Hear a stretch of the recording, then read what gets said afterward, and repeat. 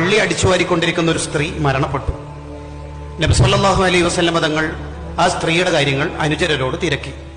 മരിച്ചല്ലോ എന്ന് പറഞ്ഞപ്പോൾ എന്നാ പോട്ടെ എന്നല്ല പറഞ്ഞത്, നിങ്ങൾ എന്താണ് എന്നോട് അറിയിക്കാതിരുന്നത്? ഏറ്റവും ചുരുങ്ങിയത് ദല്ലൂനി അല ഖബരിഹ, ആ പെണ്ണ് മറവിട്ട് കിടക്കുന്ന ഖബറെങ്കിലും എനിക്ക് കാണിച്ചു തരൂ, അവർക്ക് പ്രാർത്ഥിക്കട്ടെ, നിസ്കരിക്കട്ടെ എന്ന് പറയുന്നുണ്ട്. വളരെ സൗന്ദര്യം കുറഞ്ഞ വിരൂപനാണ് എന്ന് വിചാരിക്കുന്ന ഒരു സ്വഹാബിയാണ് ജുലൈബീബ് എന്ന പേരുള്ള സ്വഹാബി. ആ സ്വഹാബിയെ നിബിതങ്ങൾ അടുത്തിരുത്തി വിളിച്ചിട്ട് ചോദിക്കുന്നുണ്ട്, അല തതസവ്വജ്, മോനെ കല്യാണം കഴിക്കുന്നില്ലേ? ആര് കെട്ടിച്ചേരാൻ നബിയെ എനിക്ക്? ആരാണ് എനിക്കുള്ളത്? അന്നേരം തങ്ങൾ പറയുന്ന ഒരു ഉത്തരവുണ്ട്, പിന്നെ ഞാനെന്തിനാണ് എന്നാണ് ആ ഉത്തരത്തിന്റെ താല്പര്യം.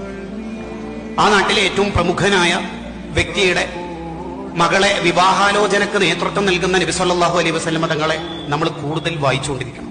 മദീനത്തെ പള്ളിയിൽ ഇരുന്നുകൊണ്ട് ലോകത്തിന്റെ വിവരങ്ങൾ ലോകത്തിന്റെ ദിഗന്ധങ്ങളിൽ പ്രകമ്പനങ്ങളായി മുഴക്കുന്നതോടൊപ്പം തന്നെ ആരെല്ലാമാണോ അവമതിക്കപ്പെടാൻ സാധ്യതയുള്ളത് അവർക്കൊക്കെ വേണ്ടി ശബ്ദിക്കാനാണ് അവിടുത്തെ ജീവിതം ഒഴിഞ്ഞുവെച്ചത്.